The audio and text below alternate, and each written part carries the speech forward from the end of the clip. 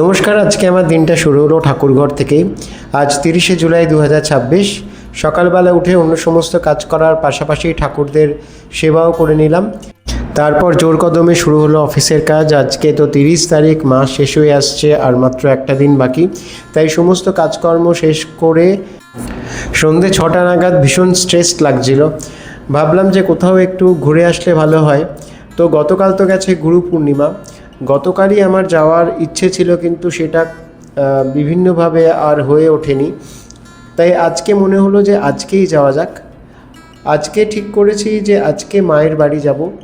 মায়ের বাড়ি অনেক দিন হলো যাওয়া হয় না, আর বারবারই সামনে দিয়ে যাই। যখনই যাই তখনই মনে হয় যে একবার ঢু মেরে যাই, কিন্তু সে আর যাওয়া হয়ে ওঠে না।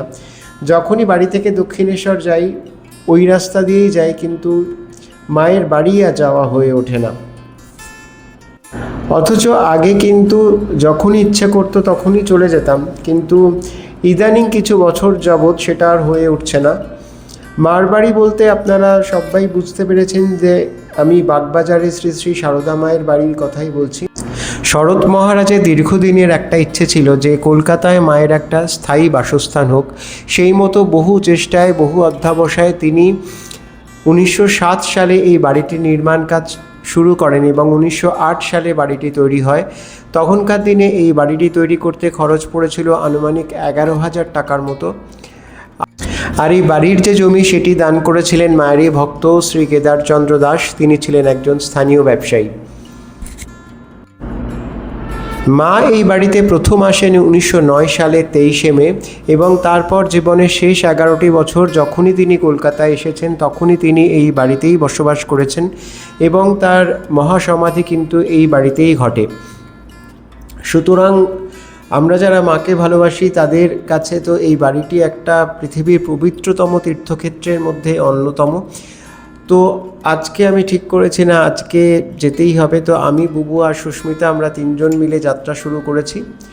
আর আমি যখনই না এই রেড রোডের উপর দিয়ে যাই তখনই আমার মধ্যে একটা অদ্ভুত চিন্তা খেলা করে যে মানুষের জীবনটা কেন এত স্মুথ হয় না, এত কেন গতিময় হয় না।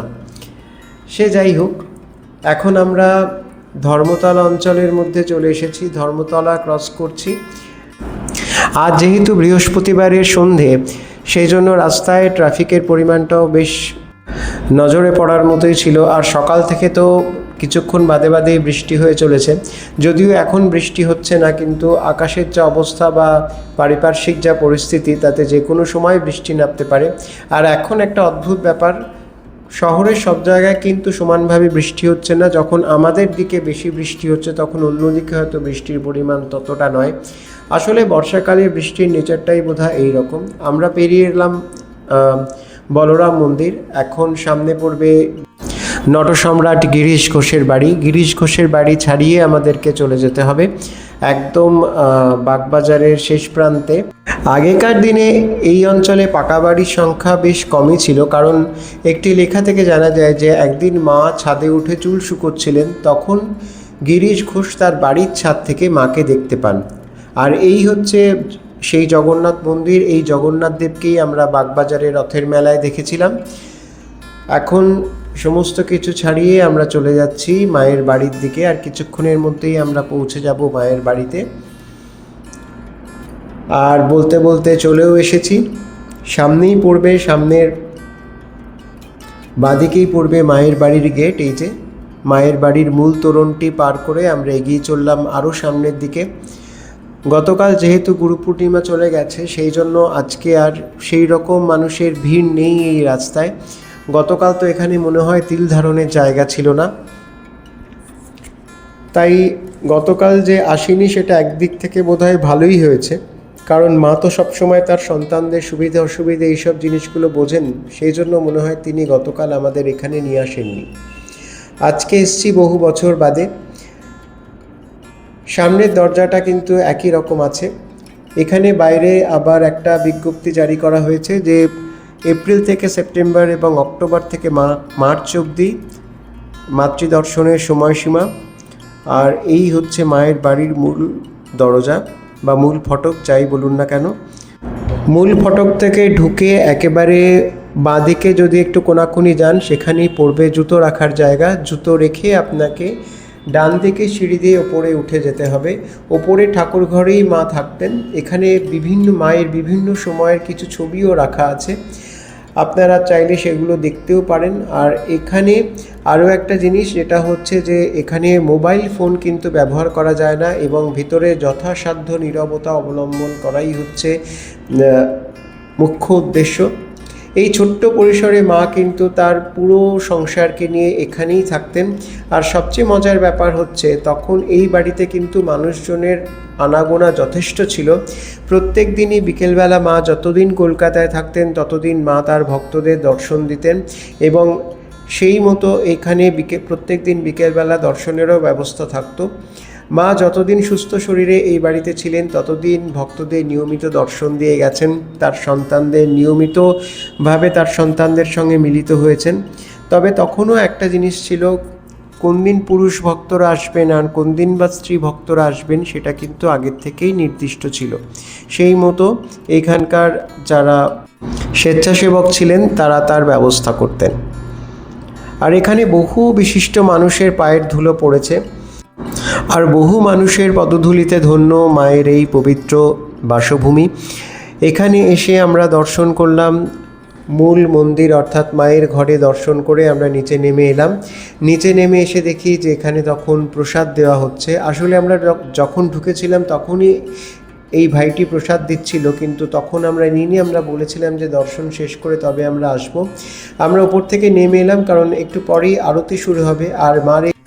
আর মার এই ক্ষুদে ভক্তটিকে দেখুন কি সুন্দর মনের আনন্দে প্রসাদ খেয়ে চলেছে। মায়ের বাড়ি থেকে বেরিয়ে এলাম, সামনেই কিছু সুভেনিয়ার শপ আছে, ভেবেছিলাম সেগুলো ঘুরে দেখবো আর আপনাদেরও দেখাবো, কিন্তু দুর্ভাগ্যের বিষয় বেরিয়ে দেখি দোকানগুলো সব বন্ধ হয়ে গেছে। এই একটি দোকানেই খোলা ছিল, তবে এখানে যে জিনিসপত্রগুলো পাওয়া যাচ্ছিল সেগুলো আমার মনে হলো দামটা একটু বেশিই চাইছেন। যাই হোক, সেখান থেকে বেরিয়ে চলে এলাম। এবার তো যেতে হবে একটু আর এক মায়ের কাছে, অর্থাৎ লেককালী বাড়িতে।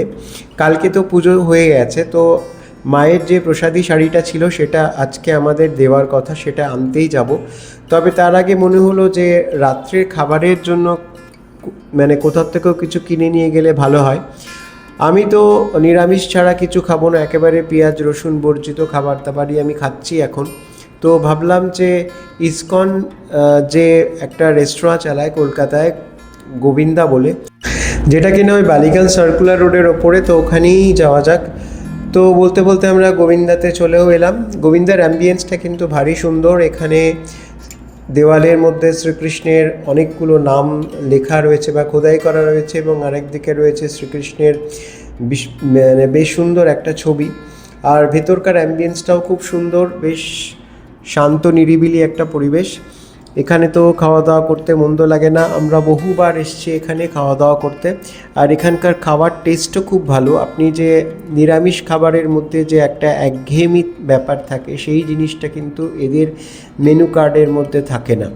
আমরা তিনজন বসে পড়েছি এখানে খাবার অর্ডার করার জন্য, কিন্তু সেখানে তো সবাই আমরা তিনজনই তিন মাথায় গবেষণা করতে আরম্ভ করে দিলাম যে কি খাওয়া যায়। শেষ পর্যন্ত একটা চিজ কর্ন বল আর আচারি পনির টিক্কা, এই দুটো আইটেম অর্ডার করা গেল। আর বাড়ির জন্য কিছু কুলচা আমরা নিয়ে যাব, কারণ কি রাত্রের ডিনারের ব্যবস্থাটাও তো করতে হবে। তো এই যে চলে এসছে আমাদের আচারি পনির টিক্কা, এটা এত সুন্দর খেতে কি বলবো। আর এইখানে যে সমস্ত রান্নাগুলো করা হয় সেগুলো রান্না করা মাত্র সবার আগে শ্রীকৃষ্ণকে নিবেদন করা হয়, আর সেই জন্য মনে হয় খাবারের টেস্টও বহুগুণ বেড়ে যায়। অর্থাৎ এখানে যে খাবারগুলো আপনার প্লেটে আসছে সেগুলো কিন্তু সবই কৃষ্ণের প্রসাদ।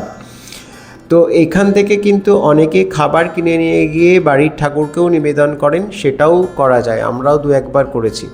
আর এর বাইরেই একটা মিষ্টির আউটলেট আছে, এখানে বিভিন্ন ধরনের কেক পেস্ট্রি থেকে শুরু করে বিভিন্ন ধরনের সন্দেশ এবং অন্যান্য মিষ্টিও পাওয়া যায়। সেই সঙ্গে পাওয়া যায় কিছু খুচরো শুকনো স্ন্যাক্স, যেমন চানাচুর, মাখানা, এইসব। আর ওইখানকার পাট চুকিয়ে আমরা চলে এলাম মায়ের মন্দিরে। মাকে আজকেও খুব সুন্দর করে সাজানো হয়েছে। আপনারা প্রত্যেককে ভালো থাকবেন, মায়ের কাছে আমার সেই প্রার্থনাই রইল। আজকে তাহলে আসি, চ্যানেলটি ভালো লাগলে সাবস্ক্রাইব করে পাশে থাকবেন। আর এটাই হচ্ছে সেই প্রসাদী শাড়ি যেটা কালকে মাকে পরানো হয়েছিল।